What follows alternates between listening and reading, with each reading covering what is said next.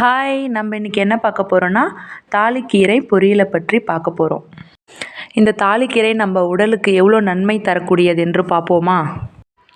உடல் உள்ளுறுப்புகளில் ஏற்படும் புண் அழற்சியை போக்கக்கூடியது, குடல் புண்களை விரைவில் ஆற்றக்கூடியது, வறட்டு இரும்பல் ஏற்படக்கூடிய புண்களை விரைவில் குணப்படுத்தக்கூடியது, நரம்பு தளர்ச்சிக்கு ரொம்ப நல்லது.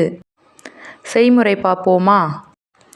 ஒரு கடாயில் நல்லெண்ணெய் ஒரு 3 ஸ்பூன் ஊற்றிக்கிட்டு, கடுகு, உளுத்தம்பருப்பு பொரிஞ்சதுக்கப்புறம் கொஞ்சமாக கட் பண்ணி வச்ச பூண்டு, ஒரு 4-5 வரமிளகாய், கொஞ்சமாக கட் பண்ணி வச்ச வெங்காயம் வதங்கினதுக்கப்புறம் கொஞ்சமாக மஞ்சத்தூள், கொஞ்சமாக உப்பு சேர்த்துக்கணும்.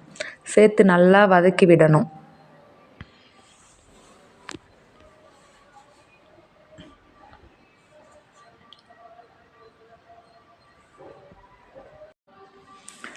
நல்லா வதக்கி விட்டதுக்கப்புறம் நம்ம குருவை அரிஞ்சு வச்சுருக்க தாளிக்கீரையை அலசி எடுத்துக்கிட்டு நல்லா போட்டு கடாயில் நல்லா வதக்கி விடணும்.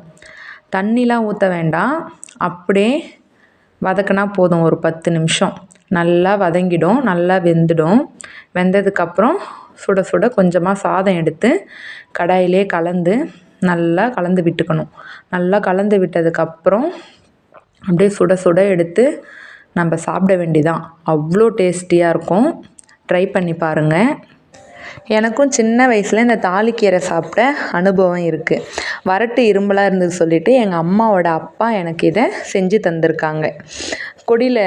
கொடிங்களில் இருக்கும், அப்படியே பறித்து குருவை அரிஞ்சு அப்படியே நல்லெண்ணெயில் போட்டு வதக்கி சுட சுட சாதத்தை போட்டு அப்படியே என்னை சாப்பிட சொல்லுவாங்க.